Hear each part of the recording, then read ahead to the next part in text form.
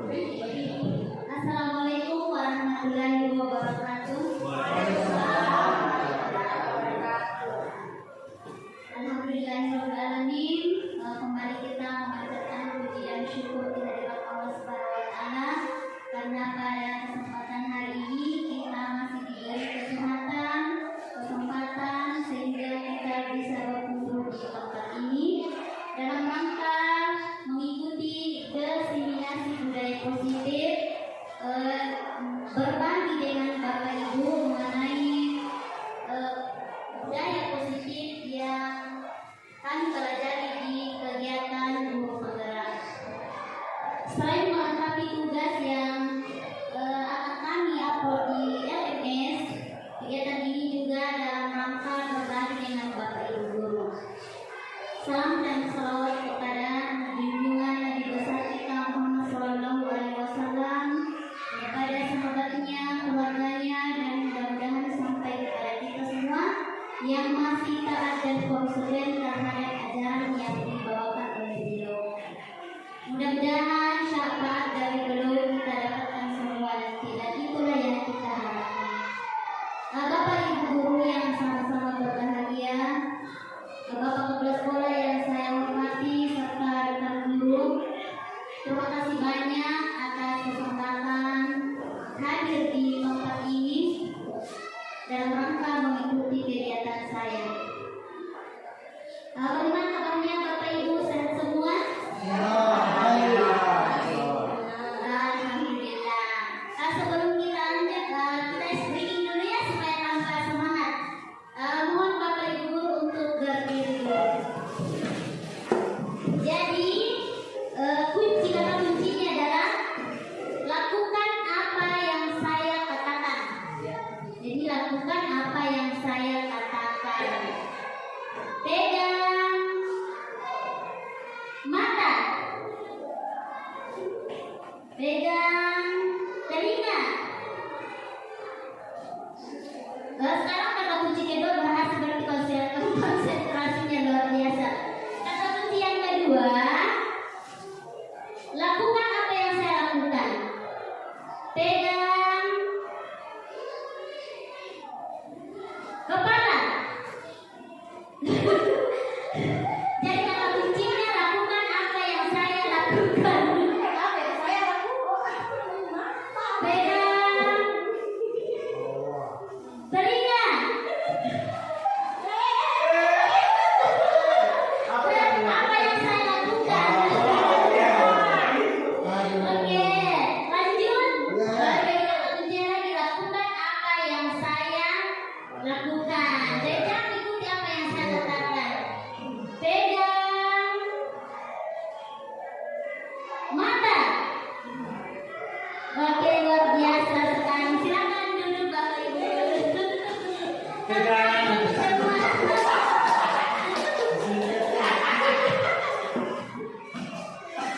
Jadi kita lanjut saya masuk di materi. Jadi ini adalah diseminasi budaya positif atau pemaparan tentang budaya positif. Jadi ada beberapa materi yang akan kita pelajari hari ini. Yang pertama adalah disiplin positif, yang kedua teori motivasi, hubungan dan penghargaan, yang ketiga keyakinan kelas, yang keempat kebutuhan dasar manusia, yang berikutnya posisi kontrol, dan yang berikutnya paling terakhir adalah restitusi segitiga. Untuk memulai kegiatan kita, sekarang di sini ada pertanyaan pemantik. Pertanyaan pemantik di sini, apakah Bapak Ibu Guru setuju atau tidak setuju? Yang pertama, hukuman dapat mendisiplinkan anak.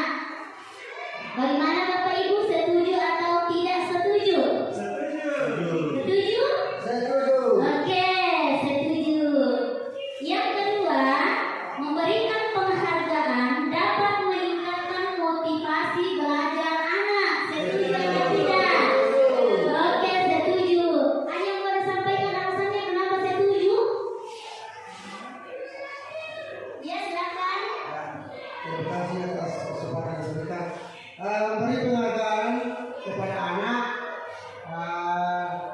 dapat memberikan membagikan motivasi anak tersebut untuk belajar lebih giat, karena dia berpikir bahwa apabila saya belajar dengan baik, saya akan mendapat penghargaan, apakah dalam bentuk materi, katakanlah seperti itu. Jadi saya inginkan anak untuk lebih supaya lebih bersemangat belajar. Sekian. Oke, baik. Terima kasih. Ada yang punya alasan yang lain kenapa jawabannya setuju? Aku sudah puas dengan jawaban yang telah disampaikan Bapak tadi. Setuju semua? Oke, kalau begitu kita lanjut. Di sini ada perubahan paradigma. Kita adakan permainan dulu. Bagaimana siap? Nah, jadi di sini kita saling kerjasama antara dua teman. Ada si A atau si B. Salah satu dari si A atau si B, silakan ambil kertas, sedikit saja, baru kita tulis apa yang paling berharga menurut kita. Tulis apa yang kita anggap paling berharga. Sedikit saja karena di kepala. Setelah ditulis, kertas sedikit saja karena di kepala nanti dikasih masuk di dalam kepala kita. Satu orang saja, dua kelompok, satu orang saja yang tulis. Karena yang satu nanti berperan untuk berusaha membuka apa yang di kepala oleh teman kita. Boleh dengan rayuan, boleh dengan ancaman, boleh dengan bujukan, mau dihardik, mau dikasih ini, boleh terserah bagaimana caranya ibu supaya temannya mengepal kertas tadi itu bisa atau mau membuka apa, mau perhatikan apa yang ada yang dia simpan di dalam kepalanya. Kamu nangis boleh dengan Mas Darmin satu tim, Ibu Widiawati dengan Ibu Sadaria, Ibu Ani dengan Ibu boleh. Satu orang saja. Iya, satu orang saja tulis. Iya. Silakan tulis apa yang anggap kita paling berharga. Dalam apa itu yang paling dalam apa? Kemarin apa saya tulis yang paling berharga menurut kita? Silakan mau emas, mau mobil, mau uang, terserah kita. Kita yang kepal, kita, oke. Ibu Kadaria berusaha membuka apa yang disimpan oleh Ibu Widi. Boleh dengan rayuan, boleh dengan hukuman sedikit, boleh dengan membujuk, boleh dengan mengancam, menghardik, merayu, menyuap. Silahkan bagaimana cara supaya dia mau memperlihatkan apa yang menjadi barang berharganya. Bisa pelajar betul. Ya, silakan berusaha. Kita mau lihat siapa yang berhasil, siapa yang tidak berhasil nanti. Ya, betul. Ya, silakan dimulai. Boleh dengan rayuan, boleh dengan iya. Iya,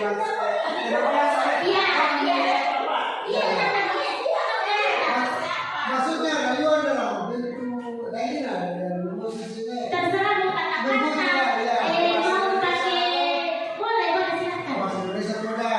Silakan terserah mau pakai bahasa daerah juga boleh, silakan. Boleh dengan dulu, boleh dirayu, boleh dihardik. Ini adalah bahasa.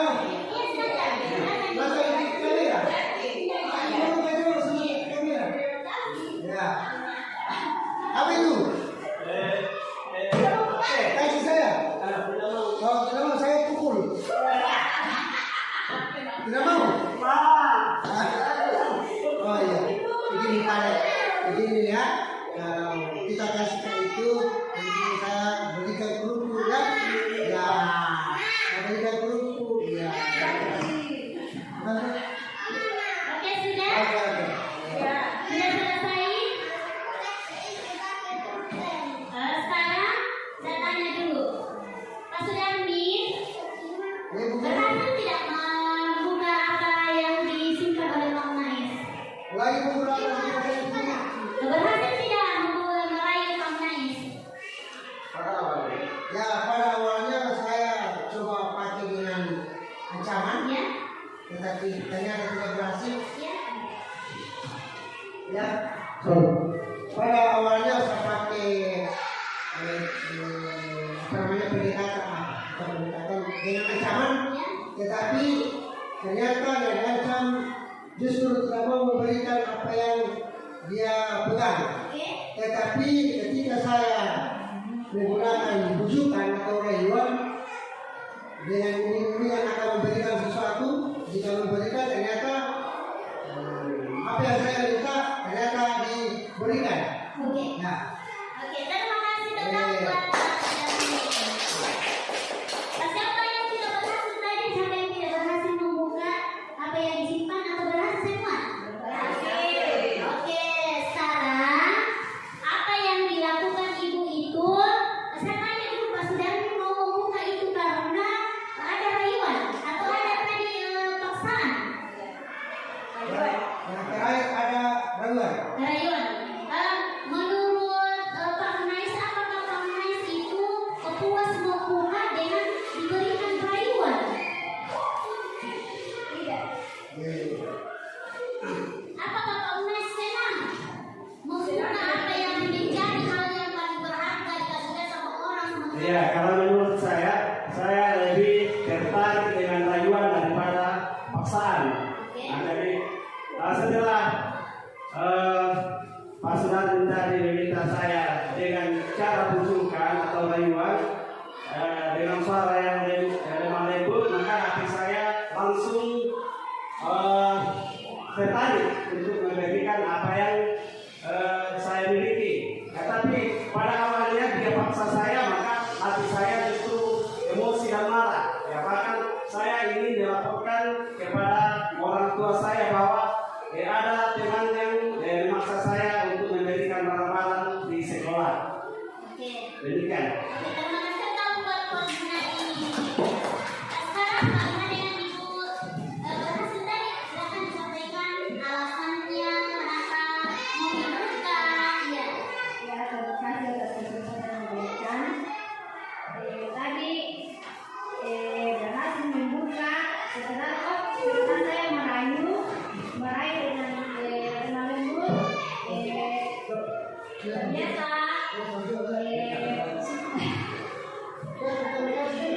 dia tidak memberikan, tetapi setelah saya menua, saya memberikan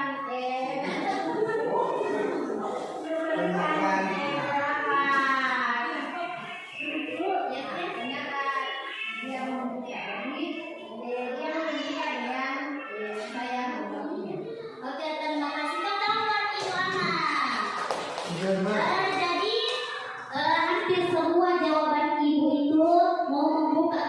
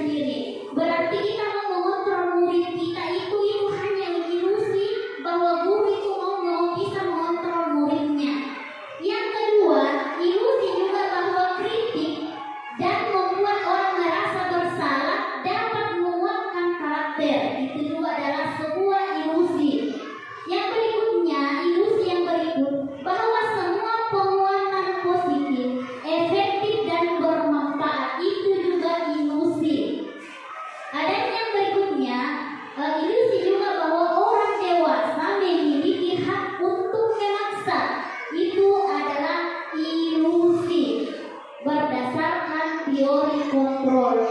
Karena kontrol itu ada pada diri kita masing-masing. Mau dibuka, mau tidak mau, itu atas kita yang mengontrol. Jadi kita mau mengubah murid kita, itu hanya ilusi bahwa kita guru bisa mengontrolnya. Yang sebenarnya itu tidak bisa. Mungkin berhasil itu cuma dari satu kali atau jangka pendek. Oke, sekarang kita lanjut. Berdasarkan stimulus respon, bahwa kita mencoba mengubah orang agar berpandangan sama dengan kita. Itu stimulus respon. Tapi berdasarkan teori kontrol, bahwa kita berusaha untuk memahami pandangan orang lain tentang dunia. Yang berikutnya, berdasarkan teori stimulus, perilaku buruk dilihat sebagai suatu kesalahan. Itu berdasarkan teori respon. Sedangkan berdasarkan teori kontrol, bahwa semua perilaku itu memiliki tujuan. Yang berikutnya, orang lain bisa mengontrol saya. Itu adalah teori stimulus respon. Sedangkan menurut teori kontrol, bahwa hanya Anda yang bisa mengontrol diri Anda. Yang berikutnya, saya bisa mengontrol pemaksaan ada pada saat ada pada bujukan gagal. Kalau berdasarkan teori kontrol, kolaborasi dan konsekuensi menciptakan pilihan-pilihan baru. Yang berikutnya, berdasarkan teori stimulus respon, model berpikir menang atau kalah. Seperti tadi Bu, yang Ibu tadi bilang itu stimulus respon. Ibu merasa berhasil pada saat dia membuka, dan yang satu yang tidak membuka itu juga merasa berhasil. Itu berdasarkan teori stimulus respon. Tapi berdasarkan teori kontrol, bahwa model berpikir menang-menang. Kita maunya menang-menang Ibu, bukan menang kalah. Itu yang kita inginkan. Selanjutnya kita masuk di disiplin. Apa itu disiplin? Disiplin itu sebenarnya artinya adalah belajar. Makna disiplin adalah belajar mengontrol diri dengan menggali potensi kita agar tercapai tujuan mulia, yaitu menjadi orang yang kita inginkan berdasarkan nilai-nilai yang kita hargai. Namun di budaya kita, arti disiplin itu sudah berubah. Seperti yang Bapak Ibu tadi sampaikan, bahwa makna disiplin itu adalah suatu yang dilakukan seseorang untuk mendapatkan kepatuhan. Jadi menurut kita selama ini, kalau anak sudah melaksanakan apa yang kita sampaikan, itu menurut kita itu sudah disiplin. Yang sebenarnya makna disiplin yang sebenarnya itu adalah belajar bagaimana kita menggali potensi yang ada pada diri kita. Selain itu, secara umum di budaya kita juga itu menghubungkan kata disiplin dengan ketidaknyamanan, bukan dengan apa yang kita hargai untuk mencapai suatu tujuan. Jadi selama ini disiplin itu artinya bagi kita, anak sudah mengerjakan PR tepat waktu itu disiplin, datang tepat waktu itu disiplin. Artinya dia melaksanakan apa yang sudah menjadi peraturan di sekolah kita, itu disiplin. Itu makna di budaya kita yang sebenarnya tidak sesuai dengan makna disiplin yang sebenarnya. Kita lanjut. Di sini ada nilai-nilai universal. Nilai-nilai universal itu adalah sifat-sifat positif manusia yang merupakan tujuan mulia yang ingin dicapai setiap individu. Nilai-nilai tersebut bersifat universal dan lintas bahasa, suku, bangsa, agama maupun latar belakang.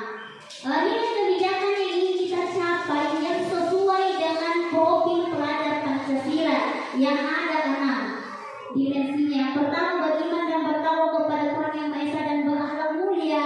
Yang kedua, mandiri, bernalar kritis, berkebinekaan global, bergotong royong dan kreatif. Lanjut ini Bapak Ibu, seperti yang Bapak Ibu tadi lakukan, teori motivasi perilaku manusia. Jadi manusia itu melakukan suatu tindakan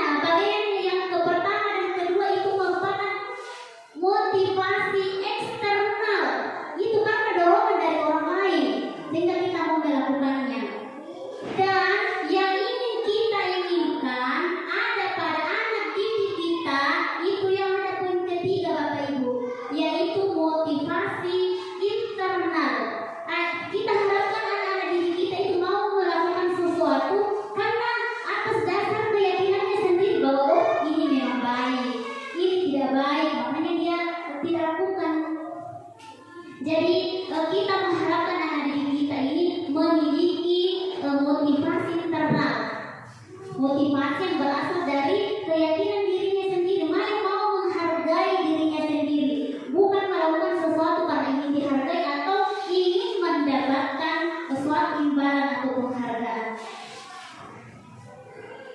Selanjutnya, di sini ada contoh kasus. Silahkan disimak baik-baik Ibu. Ibu anak guru kelas 2 SD mendapatkan masalah. Murid-muridnya tidak bisa tertib berdiri antri di depan pintu kelas dan selalu berebutan masuk ke dalam kelas setelah jam istirahat usai. Ini tentunya sangat mengganggu proses pembelajaran, di mana kelas tidak dapat memulai pembelajaran tepat waktu karena ibu anak sibuk menenangkan murid-muridnya untuk waktu cukup lama. Akhirnya Bu Anas berpikir cepat dan mengandalkan stiker bintang.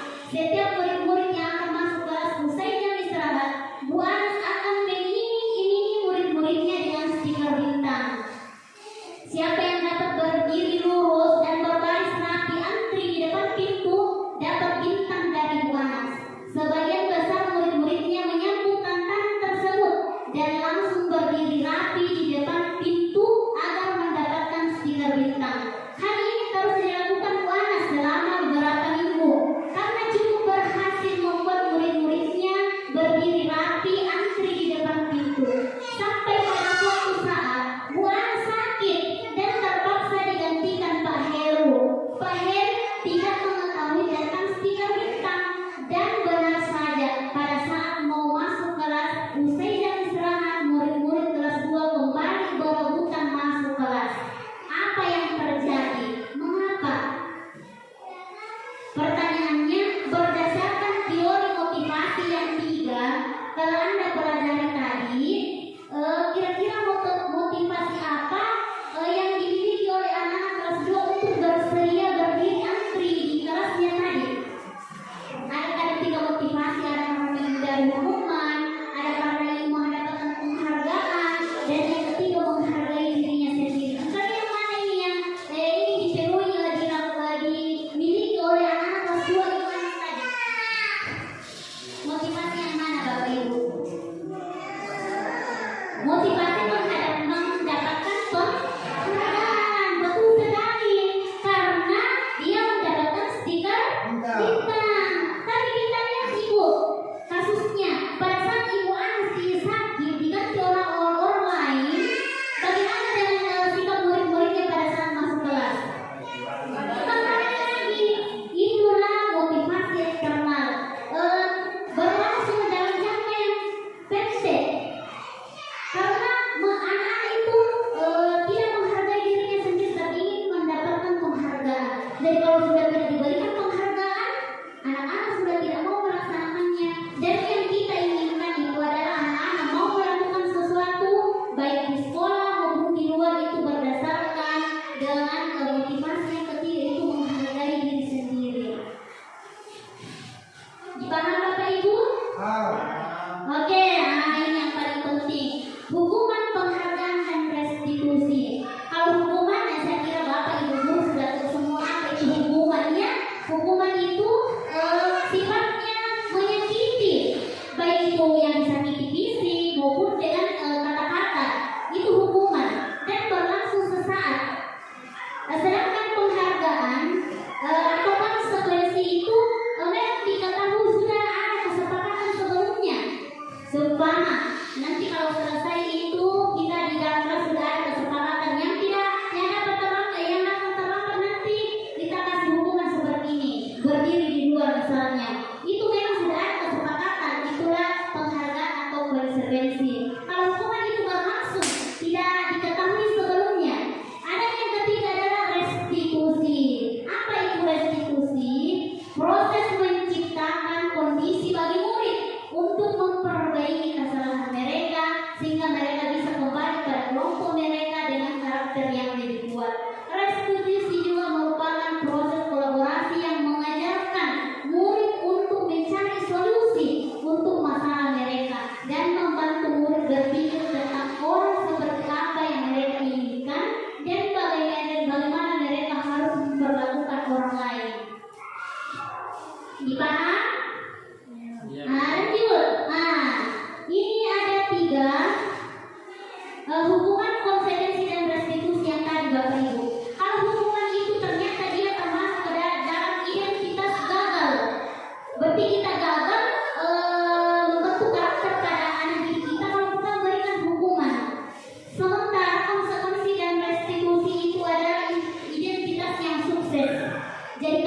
kita berhasil membuat anak kita melakukan sesuatu bukan karena diberikan hukuman maka itu termasuk identitas yang sukses.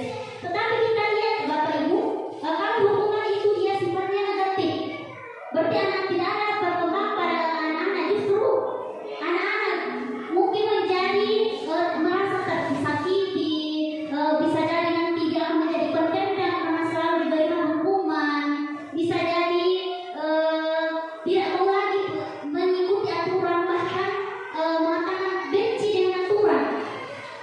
Kalau konsekuensi Bapak Ibu dia itu netral, tidak positif, tidak negatif juga.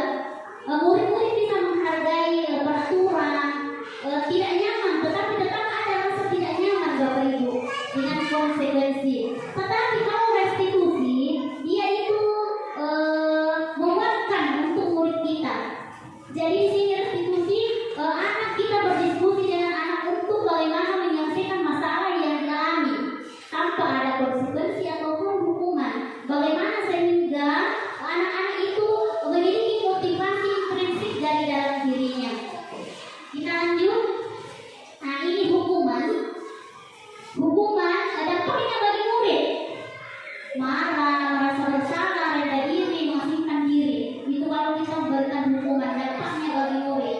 Sedangkan kalau konsekuensi, kehilangan hak untuk menjadi dirinya sendiri.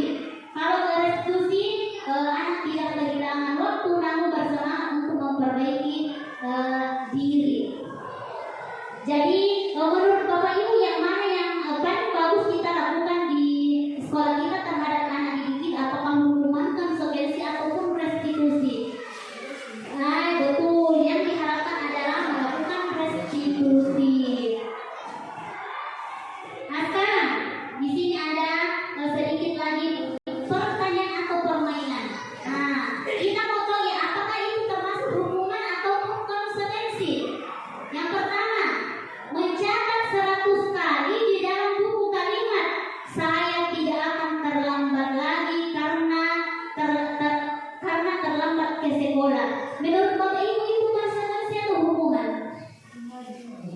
Hukuman. Oke, lanjut yang kedua. Lari mengelilingi lapangan basket 2 kali karena terlambat hadir di sekolah. Hukuman atau konsekuensi? Oke, lanjut. Membersihkan coretan yang dibuatnya di meja tulis. Hukuman atau konsekuensi? Oke, lanjut. Murid diminta push up 15 kali karena tidak menggunakan masker ke sekolah. Oke, menggantikan kertas tugas teman yang telah dicoret-coret. Nah, sebelum saya lanjut jawabannya yang mana benar atau salah, ingat Bapak Ibu, kalau konsekuensi itu dia relevan dengan sanksi yang diberikan.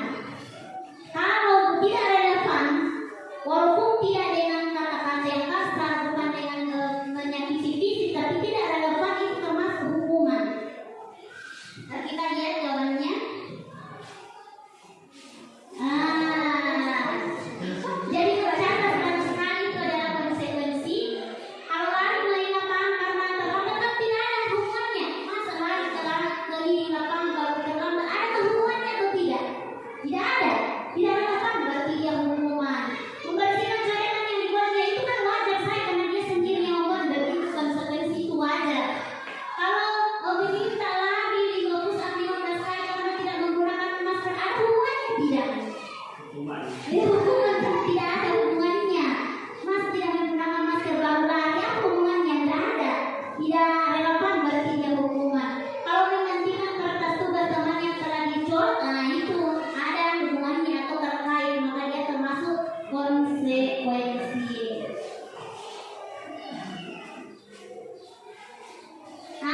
Terjawab nanti di sini apa yang menjadi pertanyaan di pemantik tadi, bahwa setuju kalau memberikan hukuman itu dapat meningkatkan kedisiplinan. Nah, kita lihat dihukum oleh penghargaan. Jadi menurut Alif Pon bahwa penghargaan itu lebih menghukum daripada hukum itu sendiri. Kenapa? Karena menurutnya tidak di sini dikatakan bahwa menghukum baik penghargaan maupun hukuman adalah cara-cara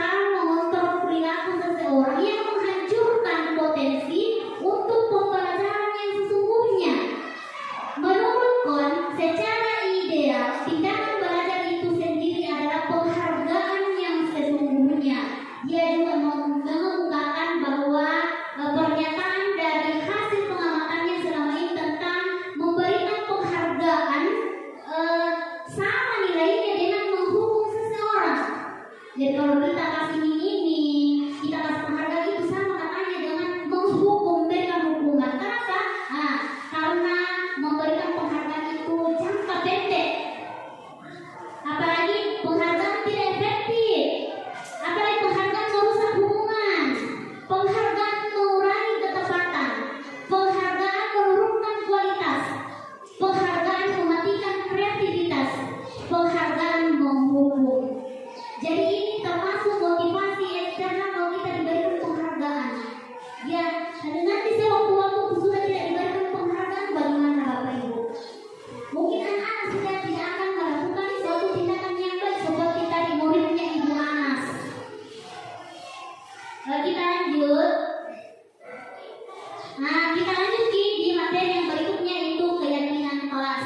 Jadi kita diharapkan setiap kelas itu membuat keyakinan. Ini mendorong kita untuk melakukan yang namanya restitusi.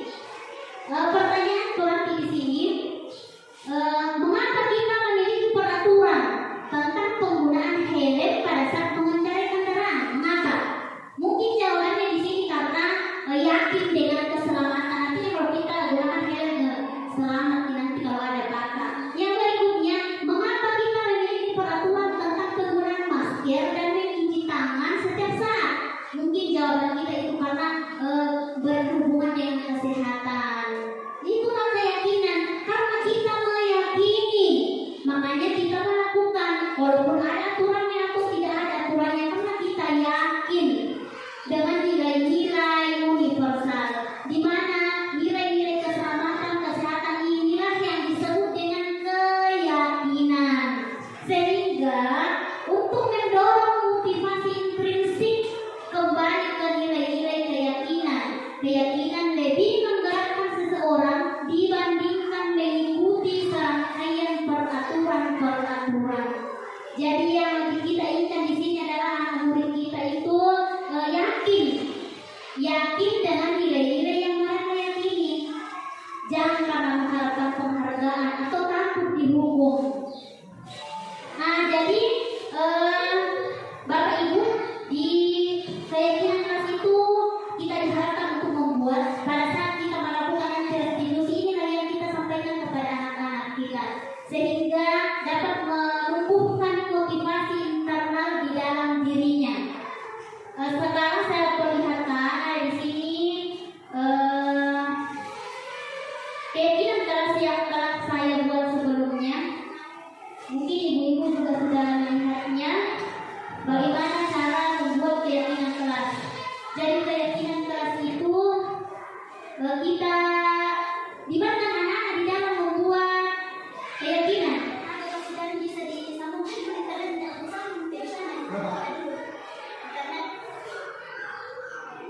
Oke, sambung. Oke, 182. 182. Hariannya besar atau kecil? Kecil.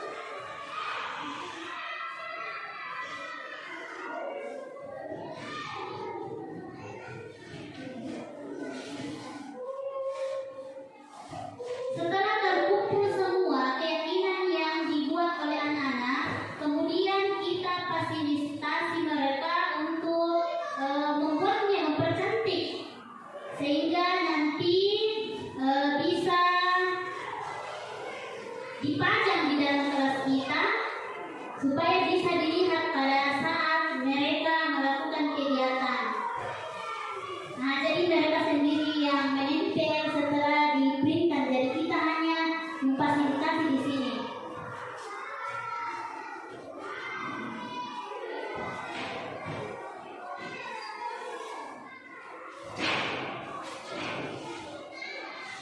Bagaimana Bapak Ibu? Lebih paham?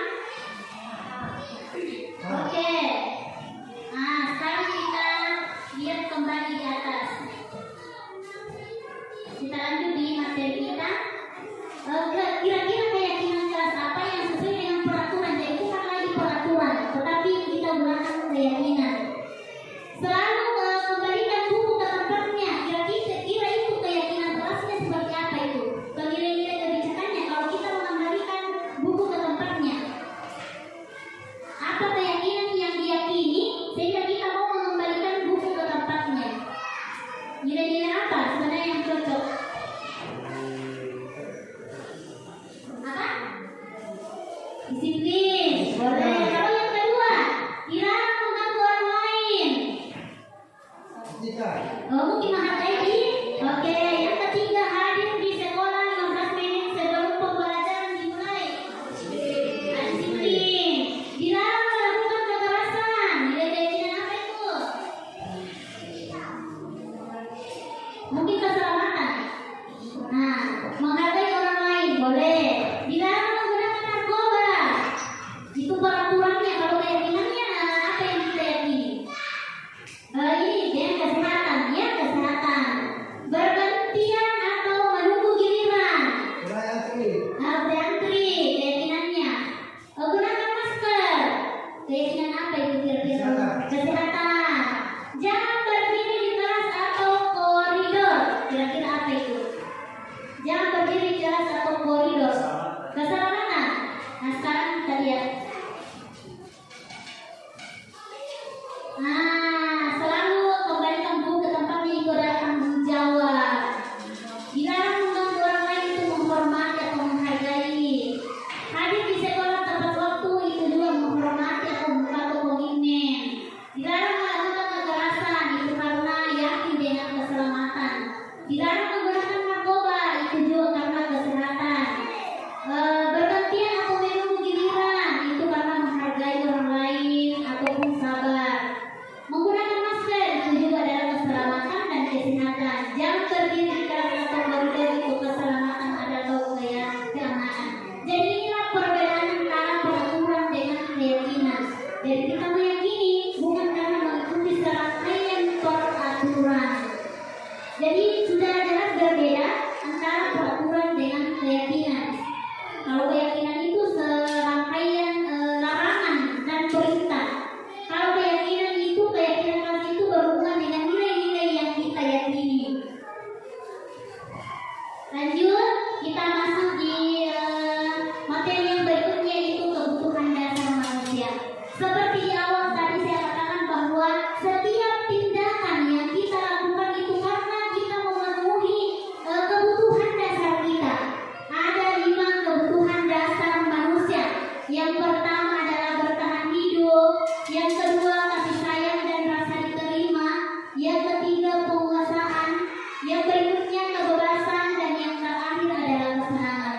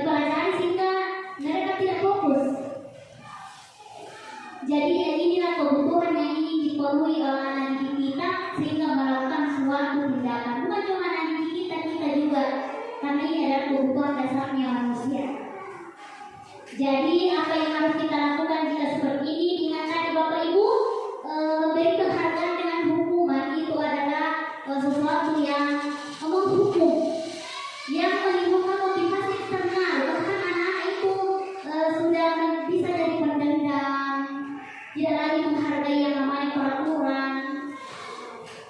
Nah, kita lanjut. Nah, posisi kontrol seorang guru. Jadi di dalam setiap melakukan tindakan menyelesaikan masalah dari anak didik kita, ada 5 posisi kontrol yang dianjurkan digunakan oleh kita sebagai pendidik. Yang pertama adalah penghukum. Yang kedua, membuat merasa bersalah. Yang ketiga, kita juga bisa memposisikan diri kita sebagai teman. Boleh juga sebagai pemantau. Dan kita juga dibolehkan untuk memposisikan diri sebagai manajer. Dari kelima posisi kontrol ini, yang paling dianjurkan adalah kita memposisikan diri kita sebagai manajer. Yang keempat itu masing-masing memiliki kekurangan. Kita lihat, kalau pemberian penghukum, pembuat merasa bersalah, teman, pemantau itu termasuk motivasi eksternal.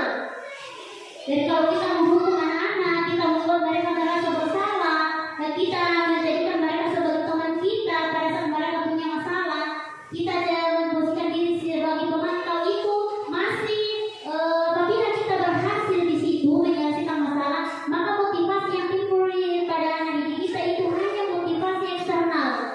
Sementara yang kita harapkan adalah motivasi intrinsik. Jadi kita memposisikan diri kita sebagai manajer. Bagaimana apa yang dikatakan guru apabila dia memposisikan diri sebagai penghukum? Kalau kamu tidak melakukannya, saya akan. Nah, itu penghukum itu kalau bicara seperti itu. Kalau dia bicara menunjuk suara keras menghardik, itu penghukum Bapak Ibu. Bagaimana kalau membuat anak kita itu merasa bersalah?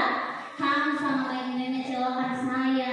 Oke lah, boleh nanti saya bantu, itu sebagai teman. Kalau pemantau mengukur, berarti kalau kita memposisikan diri sebagai pemantau, kita selalu memantau setiap anak-anak kegiatan yang dilakukan oleh anak kita. Apa yang biasa guru katakan, apa peraturannya, apa konsekuensinya kalau mau melakukan itu. Nah, itu adalah posisinya, memposisikan kita sebagai pemantau. Tapi kalau manajer, di sini kita hanya menyampaikan pertanyaan-pertanyaan seperti apa yang kita yakini. Jadi sebelumnya kita membuat keyakinan kelas supaya ditanyakan sama anak nanti, apa keyakinan kelas kita. Kalau kamu menyakiti atau menyakitkan orang lain, bagaimana cara kamu memperbaikinya? Apa yang harus kamu lakukan? Itu kalau kita memposisikan diri sebagai manajer. Nah, selanjutnya di posisi kontrol ini, nah kita lihat dampaknya bagi murid apabila kita memposisikan diri sebagai penghukum, mengurangi kesalahan berulang kali, perilaku menjadi agresif, membuat merasa bersalah, rendah diri, merasa gagal dan tidak dihargai.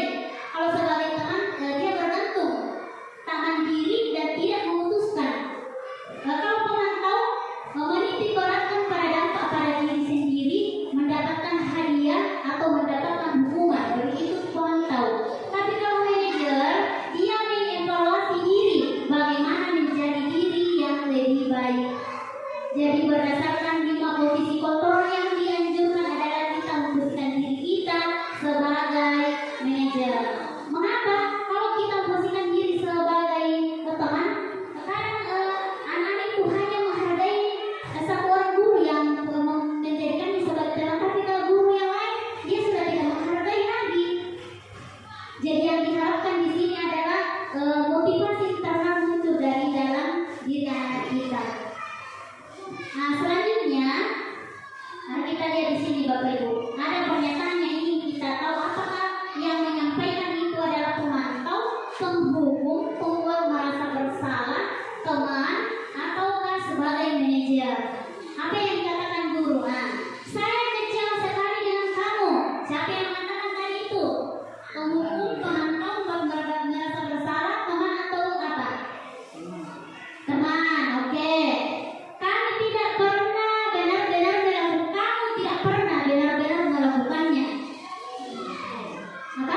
Penghukum, ayolah lakukan diri saya. Teman, apakah kamu mau mendapatkan stiker bintang hari ini? Apa? Nah, mantap. Bagaimana kamu menyelesaikan ini? Nah, betul. Kita lihat apakah betul.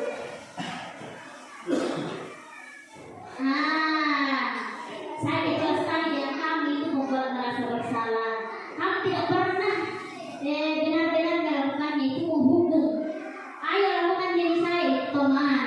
Apakah kamu mau mendapatkan stiker bintang? Itu pemantau.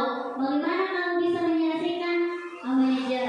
Jadi di manajer ini kita memberikan pertanyaan-pertanyaan yang membuat anak itu mengetahui bagaimana menyelesaikan masalahnya sendiri tanpa diberikan penghargaan, hukuman, tanpa memberikan diri kita sebagai teman atau pemantau. Ini adalah materi yang terakhir, namanya adalah restitusi segitiga. Di restitusi segitiga ini ada 3 tahapan. Yang pertama itu yang garis bagian bawah, menstabilkan identitas. Di mana setiap anak pasti pernah melakukan kesalahan. Apalagi kamu bukan satu-satunya yang pernah melakukan ini. Jadi menstabilkan identitas di sini kita menyampaikan pertanyaan-pertanyaan yang tidak membuat anak itu merasa bersalah atau melakukan sesuatu yang sangat fatal.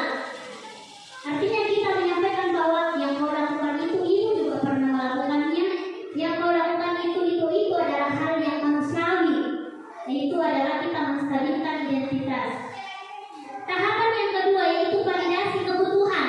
Nah, seperti yang saya katakan tadi, bahwa setiap tindakan yang dilakukan itu pasti karena ada ingin memenuhi kebutuhannya. Jadi kita tanyakan apa alasannya melakukan itu. Apakah karena ingin memenuhi kebutuhannya, ingin bebas, ingin bersenang-senang. Selanjutnya, tahapan yang ketiga itu adalah meyakinkan keyakinan.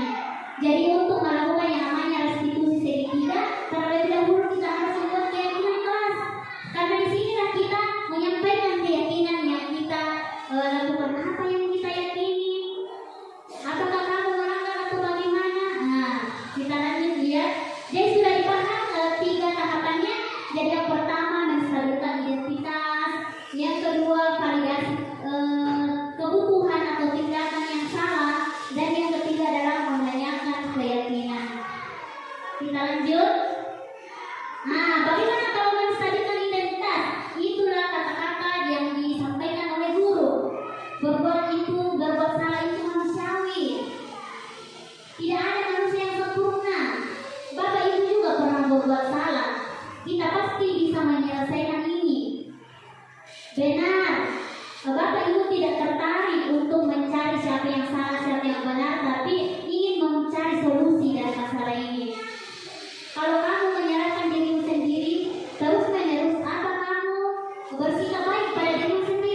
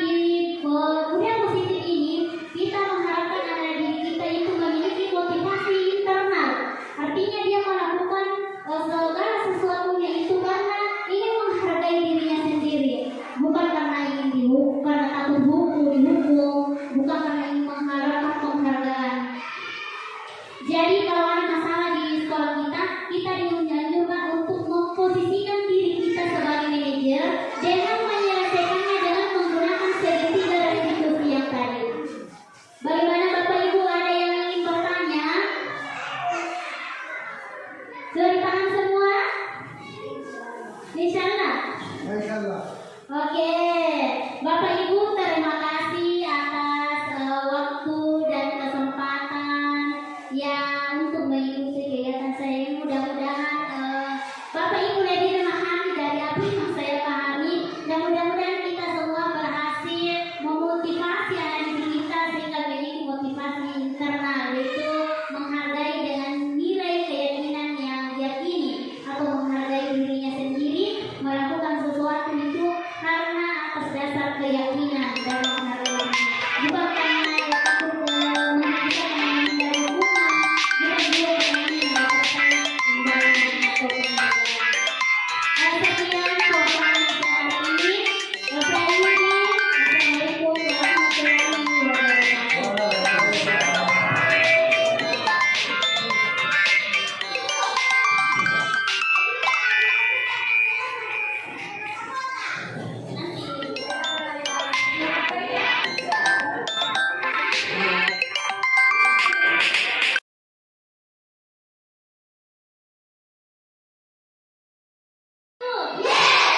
Satu, dua, satu, tiga, satu, empat, satu, lima.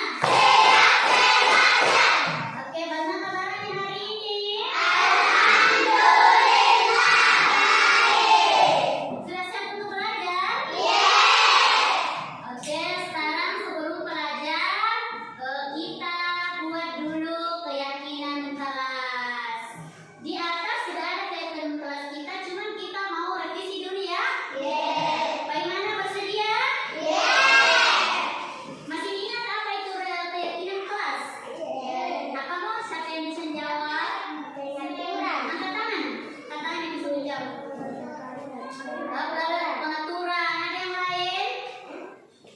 Dan pengaturan apa lagi?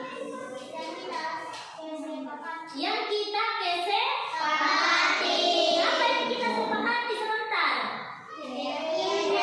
Keyakinan atau nilai. Apakah itu disiplin misalnya? Apakah itu bertanggung jawab? Tidak boleh kamu buang sampah, begitu ya? Baik. Jadi kita lanjut saja mengambil keyakinan kelas kita. Dan keyakinan kelas ini dibuat oleh kalian sendiri. Sebentar ini ada sticky note yang akan saya bagikan. Kalian sebentar tulis kira-kira apa yang mesti dilakukan di dalam kelas yang harus kita sepakati supaya nanti pembelajaran kita itu berjalan dengan lancar, aman, tertib, tidak ada yang mengganggu, toh? Berarti kalau kita sendiri yang membuat nilai-nilai yang kita yakini, berarti siapa yang harus melaksanakan? Bagus, kita sendiri yang harus melaksanakan. Kalau tidak dilaksanakan, berarti kita tidak menghargai apa yang sudah kita buat. Oke, betul sekali. Jadi saya bagikan ya. Boleh lebih dari satu, boleh lebih dari dua keyakinan atau nilai-nilai yang kalian yakini yang cocok diterapkan di dalam kelas kita. Ya?